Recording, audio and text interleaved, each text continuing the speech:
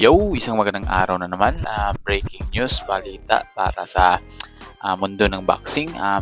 Meron tayong Pinoy na bagong prospect no, sa higher weight class na naman. So magaling. At Nick Paul, ginawang activity fight lamang si Teji Duheni sa featherweight.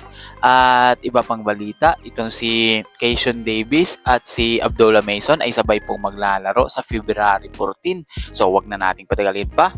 Pero bago yan mga idol, kung kayo bago lang dito napadpad sa aking channel, sana po pakiclick po yung like, share, and subscribe. Samahan nyo na din ng notification bell button.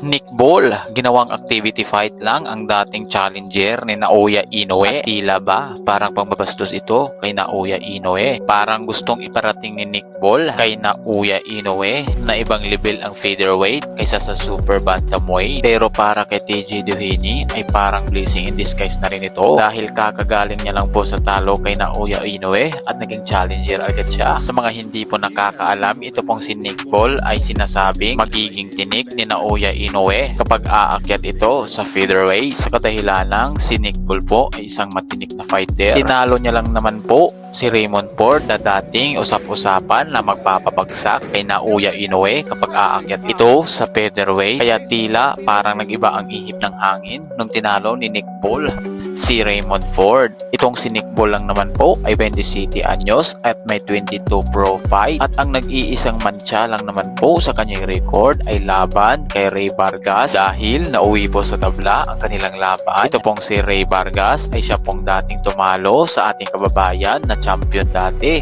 na si Mark Magsayo sa featherweight. At sa ibang balita, Keishon Davis ay lalaban sa championship fight laban kay Dennis Berinchik sa February 14, 2025. Nagagawin naman ito sa Madison Square, New York Theater Center. At kasabay naman ito nalalaban si Abdullah Mason kontra Manuel James. Ito ngang si Keishon Davis ay matapang na kinall out ito si Tank Davis. Matapos ng pag-all out nito ay madaming Tank Davis haters agad ang humarang sa laban na para bang sinasabing itong si Keishon Davis ay magiging autolock agad para kay Davis dahil sa ito ay magiging easy fight lang para kay Tank. Kaya abangan na lang natin kung sino nga ba ang susunod na makakalaban ni Tank Davis pagkatapos niyang malabanan si Lamont Roach. At sa ibang balita, Pinoy na mixed Swedish boxer panalo sa kanyang debut fight laban sa Pinoy. Ito nga tinapos niya lang sa loob ng round 1 ng kalaban. Sila po'y kapwa naglaban sa kanilang debut fight at itong si Fredrickson ay nanalo agad via round 1 TKO. At makikita po natin ang agwat ng abilidad ng dalawa dahil animoy itong si Alexander Fredrickson ay parang nakalaban na ng ilang professional fights. Hindi man tayo sinuwerte sa mga lower weight class